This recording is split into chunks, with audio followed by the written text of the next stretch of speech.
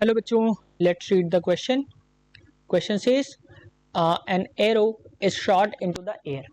Its range is 200 meters and its time of flight is 5 seconds. If the value of g is assumed to be 10 meter per second square, the angle of projection with the horizontal is. Four options given. First is tan inverse 4 by 5. Second, tan inverse 5 by 4.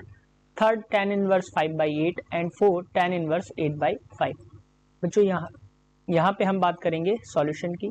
Solution में हम सबसे पहले यहाँ पे देखेंगे की concept को.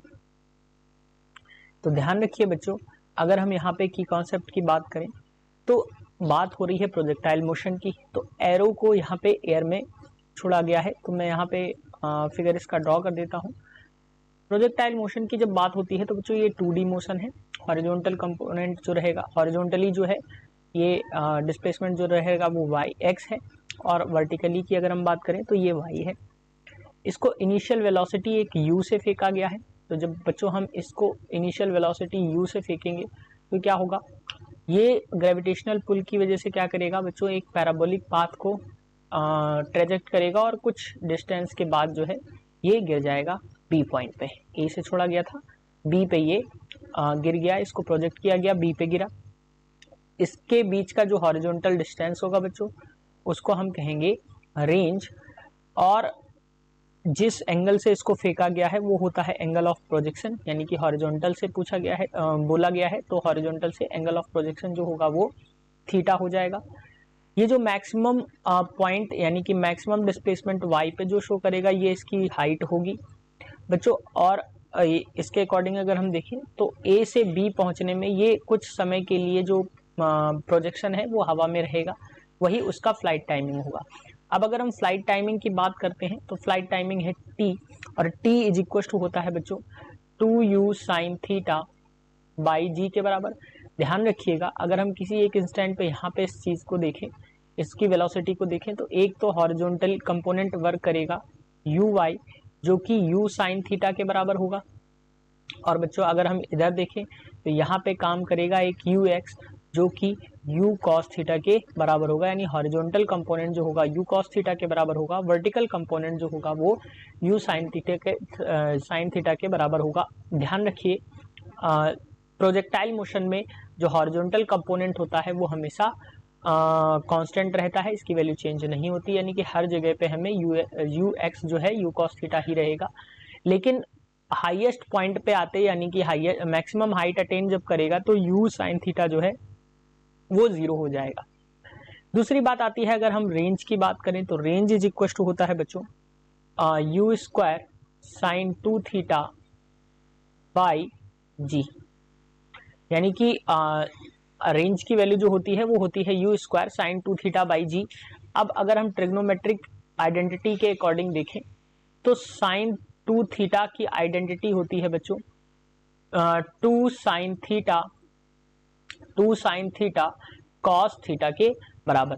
सो अगर हम रेंज में इस वैल्यू को पुट करेंगे तो रेंज इज इक्वल टू हमें क्या मिल जाएगा बच्चों, you 2u sine theta into cos theta into 2 जो है ये हमने जो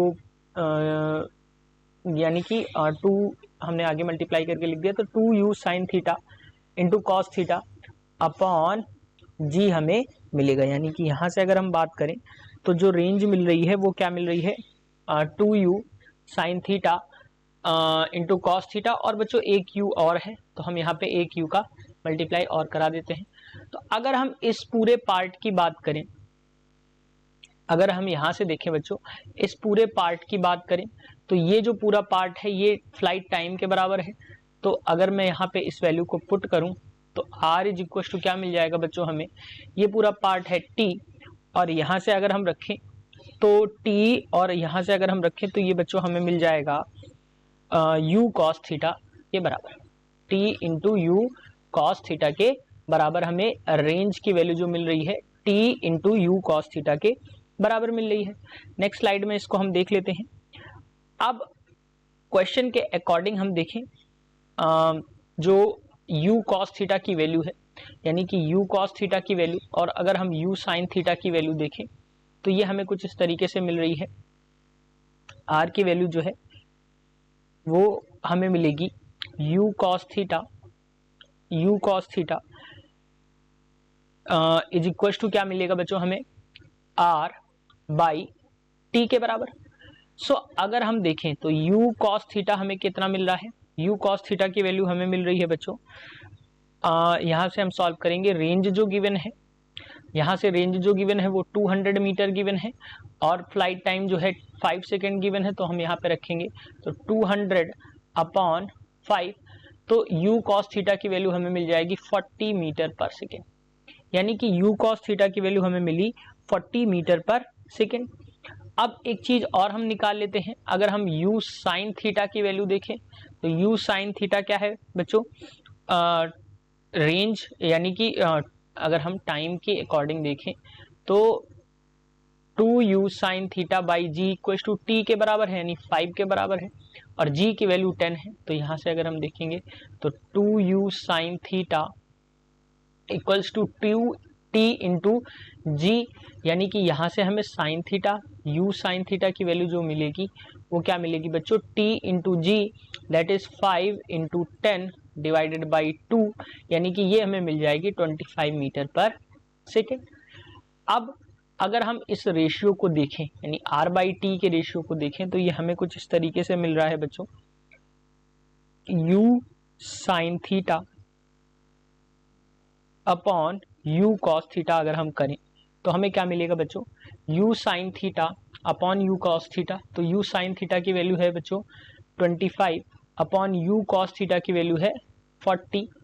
सो अगर हम डिवाइड करेंगे तो यहाँ से u से u कैंसिल आउट हो रहा है, sin theta upon cos theta होता है बच्चों tan थीटा के बराबर, तो tan थीटा यहाँ पे हमें मिल जाएगा 5 5 जा 25, 5 8 जा 40, सो tan थीटा जो हमें मिला वो 5/8 के बराबर मिला, यानी यहाँ से अगर हम थीटा की वैल्यू निकालें तो वो हमें क्या मिल जाएगी, tan इनवर्स 5/8, यानी एंगल ऑफ प्रोजेक्शन जो रहेगा वो रहेगा tan इनवर्स 5/8 के बराबर। सो अगर हम ऑप्शंस की बात करें तो option 3 is the correct answer for this question, that is tan inverse 5/8।